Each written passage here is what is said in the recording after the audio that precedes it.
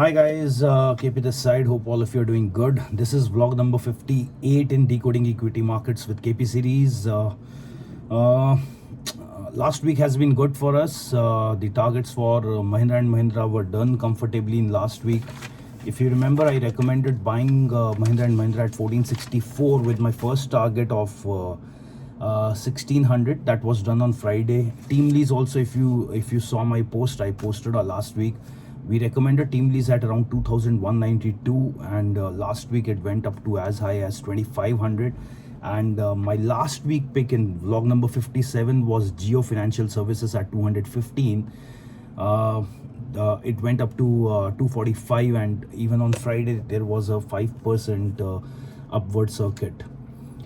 Okay, that is the advantage of doing your hardcore research and then giving you the picks.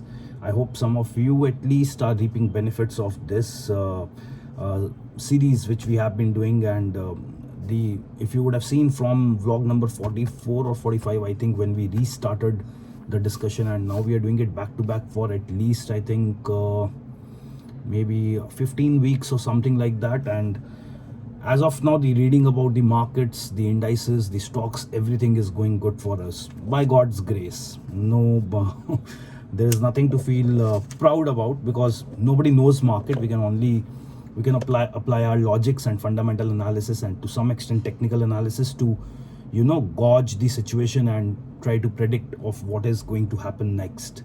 Last week, if you remember, guys, I told you Dow Jones was the Friday closing. Last week Friday closing, the Dow Jones had taken a crucial support in the range of 34,300 to 350, and I told you it can again become a decisive zone, because if it falls from there, then we may see markets going into a pressure zone, with Dow Jones slipping to the levels of 33,800 odd levels, and Nifty will be testing around 19,100 levels. That is what I told you. But on the contrary, I also told you that if Dow Jones is able to take support again in this zone, then it will again try to approach 35,000, 35,200 levels in coming days, and in that case Nifty will also start moving towards 19,500. This week the closing for Dow Jones happened at around 34,837. Am I happy? I am very happy, because 34,800, anything above 34,800 closing, and if on Monday it can sustain above those levels, I think the journey for 35,200, then 35,500 will restart. And any good news can only push Dow Jones to its long due levels of 36,000, and that is when Nifty will go past 20,000 levels. Yes, Dow closing was good. Nasdaq closed over 14,000. Nifty looking very strong on Friday at 19,435. The next year's resistance is around 90,500, and once that is crossed, then probably the sentiments will again turn bullish in favor of Nifty. Bank Nifty is looking strong at around 44,436, thanks to the PSU stocks, which are doing really well. Okay, what are we discussing today? So I gave you a small summary of last week. Now we are going to discuss China, then we will discuss US. Not much to discuss today about these two countries. China, yes, there are certain things, but more on the bad side.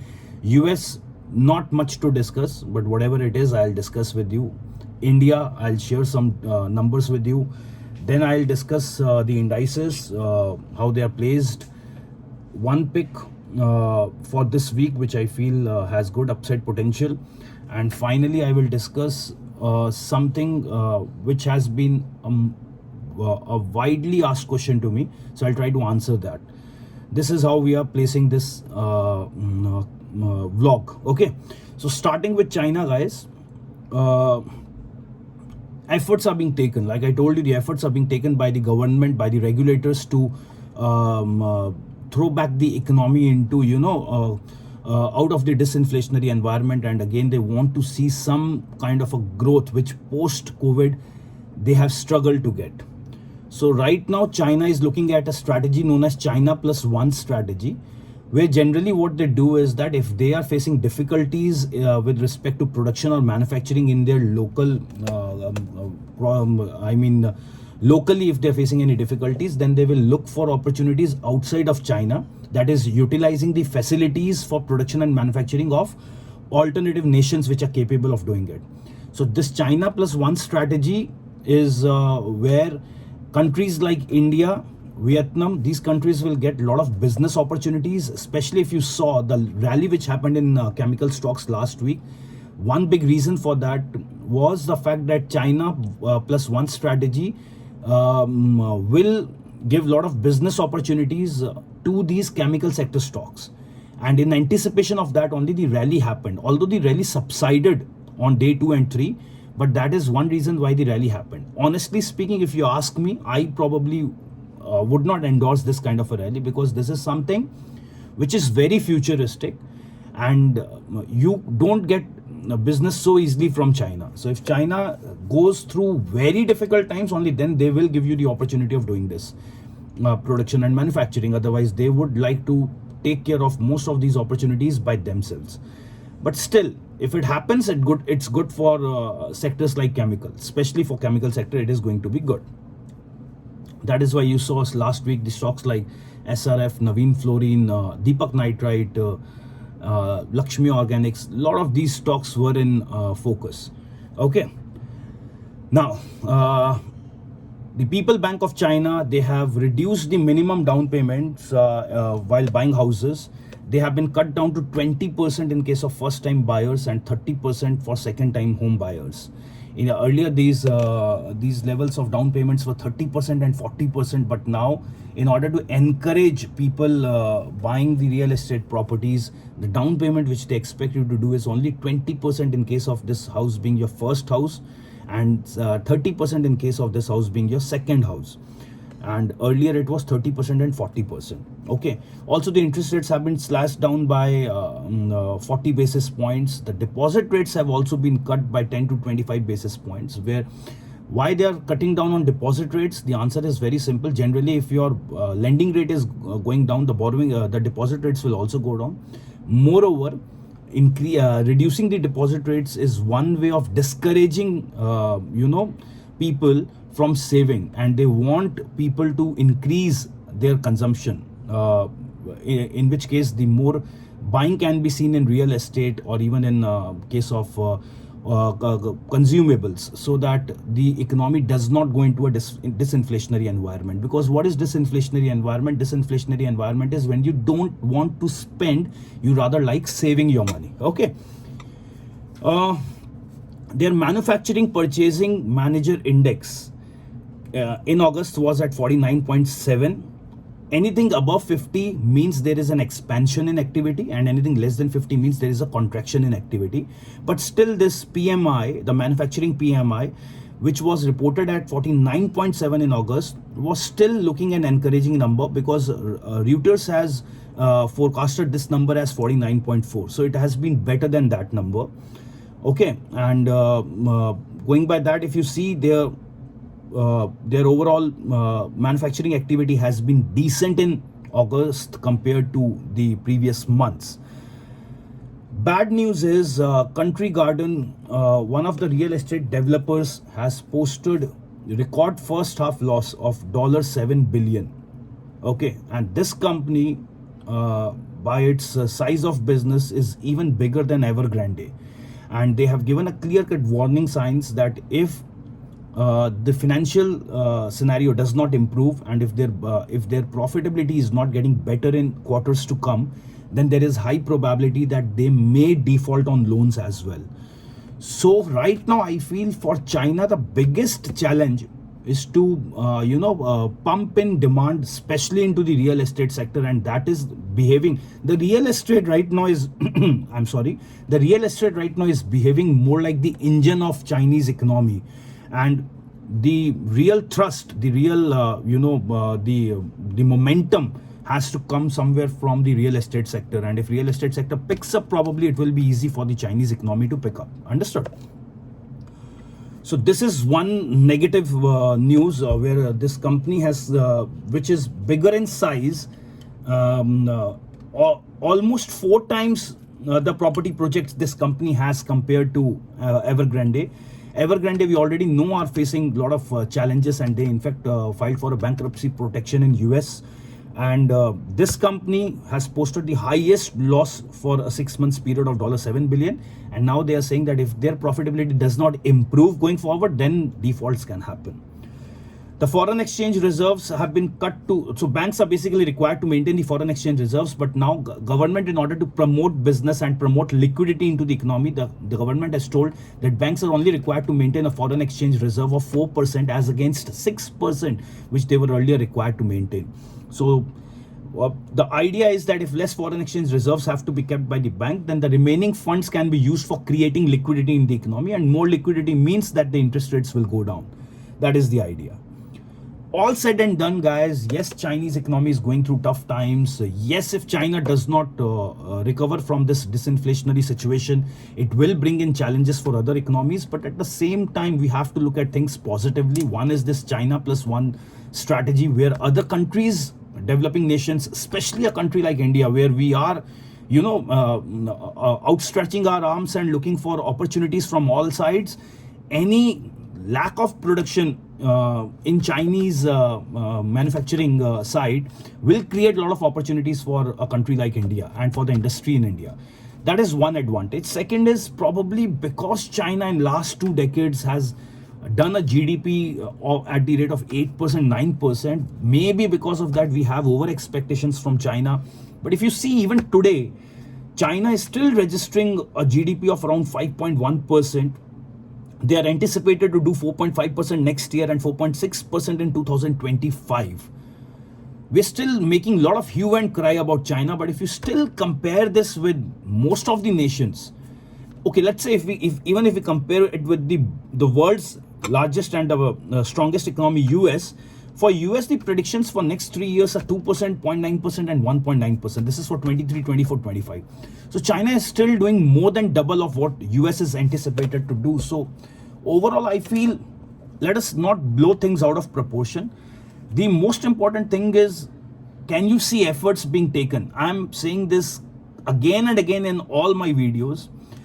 The main reason for saying this is that as long as government and regulators are looking at ways of reviving the economy, be it in the form of stimulus, be it in the form of cutting down on covenants, be it in the form of cutting down on interest rates or reducing the down payments or making the mortgage terms lenient, as long as all these things are being done, probably economy will be able to come out of this recessionary environment which China has been into now. Understood? So let's not blow this out of proportion. Let's not use this as an opportunity to say बस अब तो market टूटेगा sir, अब तो market गिरेगा बहुत बुरे तरीके से, because China is going to have deep problems, troubles coming up for China. In fact, another angle of looking at this is, if China has problems at its economy level, probably they are one set of regulators who create a lot of geopolitical tensions. And with this kind of a scenario, the government will have a focus in a different direction where they're trying to revive their economy, and probably geopolitical tensions will go down. I would rather try to look at things from positive angle rather than always cribbing the negatives, because the government is trying to fight the negative and that is the positive. Okay.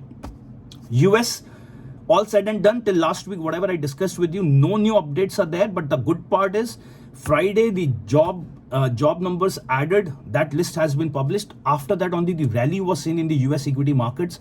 1,87,000 jobs were added in the month of August, which was actually more than expected.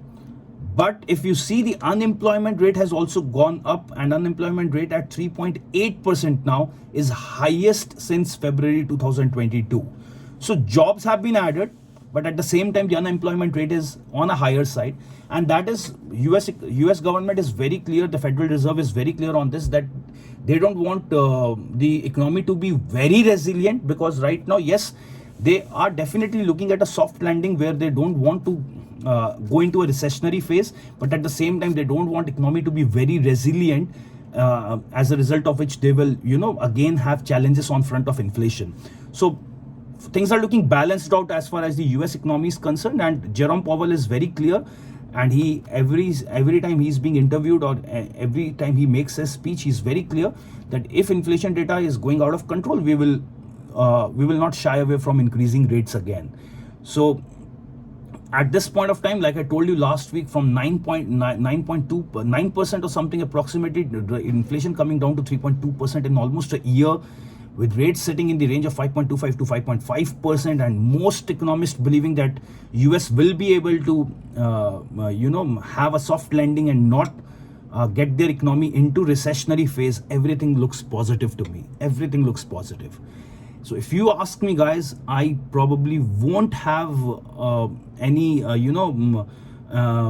any doubts, or I won't be taken by surprise if I see Dow Jones heading towards 36,000 mark. I know I might be sounding bullish on this, but honestly, based on my research and my analysis, this is what I feel, that Dow Jones may be heading towards 35,200, 300 levels. It will not be a swift movement, it will not be a buttery upside, but yes, that is what I feel is going to happen. So with small corrections here and there, but Dow Jones is eventually heading towards 36,000 and Nifty going past 20,000 mark this time. That's what I see on the cards at this point of time. Next week, if things change again, I'll come and speak to you. How about India? Good things are there. Indian economy grew at fastest pace in a year. In June quarter, the GDP expanded at 7.8% on annual basis in April to June quarter. Wow. When the world is struggling with GDP numbers, we are hitting new highs every time. We have our GDP at 7.8% in April to June quarter, from 6.1% in March quarter. From March to June quarter, if you compare, we have done very well. Reuters, they have polled for around 7.7%, so we have beaten that number and we are sitting at 7.8%. The government is maintaining the FY24 GDP target of 6.5%, and Moody raises its FY23 GDP growth estimates to 6.7%. So government is taking a defensive stance right now and saying that they're very clear about it, that given the global problems that are being faced by different countries right now, we feel that we may be able to keep it at 6.5%. This 6.5%, when you compare with China and US, which I just told you a few minutes back, is still looking a very, very healthy and promising number. So there is nothing to worry about. Celebrate the markets, guys. Celebrate the markets right now.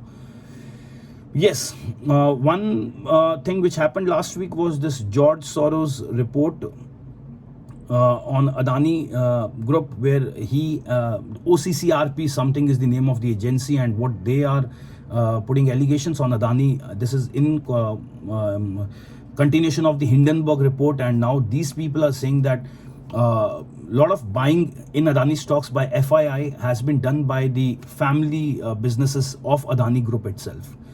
And like I told you last week, the SEBI has already submitted its report on 22 probes out of 24 probes to the Supreme Court. And now they are saying that the 2 probes which are left in that related party transactions are to be evaluated. And if need be, this report, whatever allegations they have put, that data will also be considered. But within no time, Adani Group was very, very proactive, and they came up with a report that all these allegations which have been put are false, malicious, and they have been timed out in such a manner so that they can bring down the reputation of the organization. All said and done, stock reaction was there on Thursday, but Friday the stocks started recovering. Moreover, this George Soros report also has put blames on Vedanta, the company led by Anil Agarwal, that they have post-COVID, every time these companies involved in metal and aluminium, like different metals or different minerals, whenever they are doing production, they need to have permission from the government. Environmental approvals have to be taken, but they are saying they have mentioned in their report that Vedanta has done excessive production by more than 50% with the existing approvals. That is, the approvals were not taken. So they have created a lobby in which the government was also supportive of them, and they did not, and whatever they did was illegal because they were doing production without government's environmental approvals on that. So what is my take on this? Vedanta stock, there was no impact on the stock on Friday. Already the stock of Vedanta is beaten down. 233, 234 rupees is the price of the stock. It did not change at all. Understood. And Adani stocks, because of the Hindenburg report, some tensions and hesitance is always there. So another report on it made some investors less confident about the company, and some people would have done some selling. But it's just the exchange of hands, guys. Ultimately, people will continue buying the shares till the time some official data comes from an Indian regulator or Supreme Court or SEBI side that yes, they have been accused of something and the allegations have been correct, whatever has been put on them. My angle of looking at it is, आप चाहते हैं तो आप अपना exposure कम रखिए. If you feel that way, that you don't want to enter into stocks which are in limelight for wrong reasons, you can stay away from such stocks. But I have a very different angle to this. Probably I feel because there are elections next year, and all these powerful companies like Adani Group, Ambani Group, or VEDL, these are supportive of the government. Okay, so I won't be very clear in what I'm trying to say, but any company, if they're able to prove allegations at this point of time, will be bad for the BJP government next year. And that is the intention, probably why suddenly foreign agencies or foreign short sellers have started taking so much interest in Indian companies. And I want you to think it the other way around. What if an Indian entity puts a lot of allegations on a US company? How do you think they would have reacted to the allegations being put by us, who are not even a part of their country, but we are still speculating or putting allegations on them regarding violations done by them, where the statutory auditor of their country has given a thumbs up to them, but still you, sitting in India, feel they are violating the regulations of US. How much do you think the people of US will buy your propaganda? Think about it.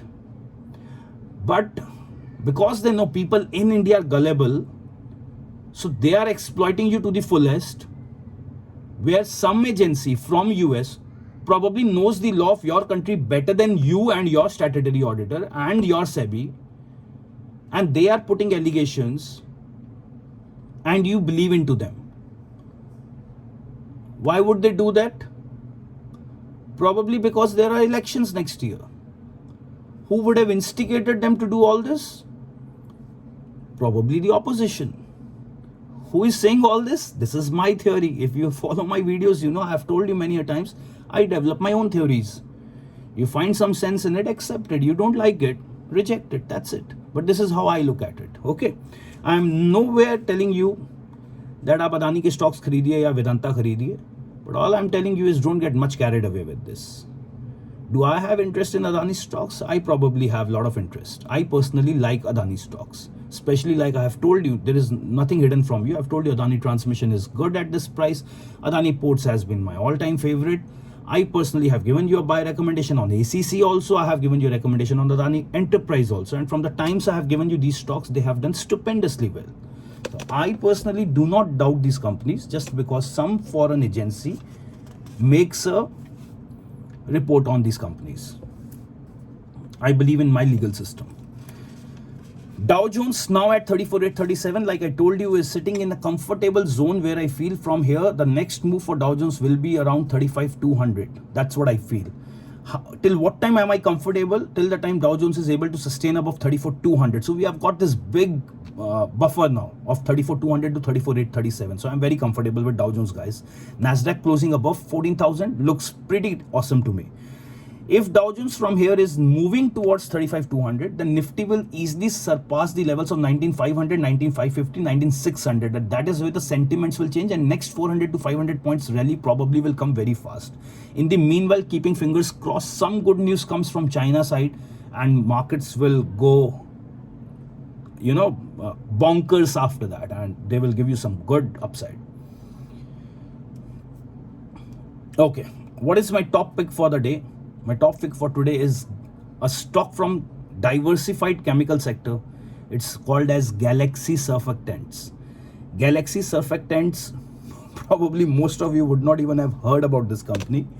I used to do, I have given trades to my clients in the past on this stock, maybe a couple of years back.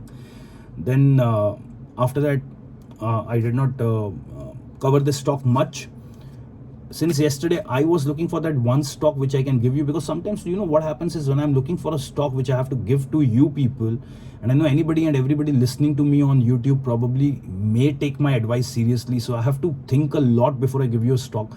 I was thinking, kal ka time pura chala gaya, aaj ka time chala gaya. I was not getting convinced by any stock. I mean, I have a lot of stocks in my mind, but I was not having that conviction, strong conviction. Then I asked my dad, because my dad really supports me with this thing and he gives me a lot of his suggestions and experience, because he's been doing it for more than 3 decades now. Then he just gave me one pick and he told me you can go for Galaxy surfactants, you do your research. So obviously after he shares his thoughts with me, then again I will do my research on it. And the moment I saw it and I said, yes, this is thumbs up, that thanks to you for this. Because I was not able to think about a stock from yesterday, and on ethical grounds, it is my duty that I let you know that this is a pick from my father, not from me. But I hope this will do good. Also keeping in mind the fact that last week chemical stocks have done well, but this did not participated much in that. Not just that, the fundamentals are stupendous for this stock. I'll just share a few of them with you. Currently trading at 2669, 52 weeks high being 3447 and down being to the low being 2221, which means the stock is right now trading at a discount of 22% to its 52 week high. It has an EPS of 107, EPS of more than 100 rupees, guys. Face value is 10. A PE ratio for this stock is just 26 times when the industry average PE ratio is 53 times. Generally, the chemical sector stocks, I've told in my earlier videos also, chemical sector stocks, they generally trade at a premium, a good premium. They take into consideration the earnings of next year, then next to next year, like that. So the premiums are very high on chemical sector stocks. But this one is trading almost at half the PE ratio when compared to the industry average PE ratio. Price to book value is close to 6 times and book value is greater than 500. It has a very small debt in its book. Reserves are looking very good. Return on equity is 20%. Promoter is holding close to 71% in the company, all being unpledged. Nothing has been pledged. Foreign institutional investors have small holding of 3%. Domestic institutional investors have 12.5% of holding. Public has around 13 to 13.5% of holding, which is almost on a lower side, right? Net profits in last 5 years have doubled from 190 crores to 380 crores, and it has a small share capital base of just 35 crores. So the number of shares being traded on a daily basis, a very small volume, guys, very small volume. I think on Friday on NSE some 6,000 odd shares were traded. So again, this is one stock which, if you look for volatility on a daily basis, won't be much. But I personally feel Galaxy Surfactants is one stock, given that it's from a chemical sector and a lot of chemical sector stocks have performed well in the last week. I feel Galaxy Surfactants at around 2669 is a great buy. You can look for first target of 2825 to 2850. Anything between 2825 to 2850, you can book your profits. On the higher side, I feel 2900 looks comfortable to me, but I think anything above 2825 and you can book your profits. Most of the times आप देख ही रहे हैं जहाँ मैंने बोला है profit book करिए, you have seen that it has paid off well, right? Okay, so buy this stock. Okay, one question which people generally ask me a lot, and I wanted to answer that question today, is that sir, when we are buying futures, why do you suggest hedging yourself with a put option? See, I'll give you one simple example. If you buy the future of Adani Enterprise, let's say Adani Enterprise today is trading at 2500. Listen to my example carefully. So if I am giving a trade, how I will give a trade is, I'll make my client buy 2500 में Adani Enterprise का future for the month of September. At the same time, I will tell my client to buy a put option of Adani Enterprise at 2400. This 2400 put lot size is 300 for Adani Enterprise. This 2400 put of Adani Enterprise which we buy, let's say this will cost 50 rupees. So 50 into 300 is 15,000. So 15,000 rupees you're paying for buying this put option, right? You got my point. Now what happens is, during the month, let's say if the maths is very simple. If Adani goes above 2500, then on futures you will start making profit, but on your put option you will start making losses. Because put option will give you profits only if the price starts going down from the price which you have bought. If the price starts going down, then your put will give you money. It's as simple as that. So if the price starts going above 2500, let's say it goes up to 2600. If it goes up to 2600, you bought a future at 2500, the price becomes 2600. So 100 rupees is your profit. So total profit you made is 30,000. But because you took a put option at 50, let's say the value of that put has gone down to 20. So there is a loss of 30 rupees, which means there is a loss of 9,000 rupees. So 30,000 profit, 9,000 loss, you make net how much? 21,000. So this is a painful process for you, because you could have easily made 30,000 profit, but now you're only making 21,000 profit. Situation 1. Situation 2, the price of the stock becomes 2450 after 1 month. After 1 month, the price comes down to 2,450. How much was the future buy price? 2,500. Now how much is the price? 2,450. आपने कितना खोया? 50. 50 rupees loss on 300 lot size is 15,000. Future mein loss is how much? 15,000. What was your put option purchase price? Put option purchase price was 50 and put was 2,400. If on maturity, that is end of September, if the stock price does not go below 2,400, your put will become zero. You bought a put at 50, it will become zero. So how much is your loss? 15,000. How much is your total loss? 30,000. This is where people get angry. And people tell me, why did we take a put option? The put option is of no use. Because on future also I lost money. On put option also I lost money. इससे बेहतर है हम खाली future ले लेते sir. अगर खाली future लेते तो लॉस कितना लगता? 15,000.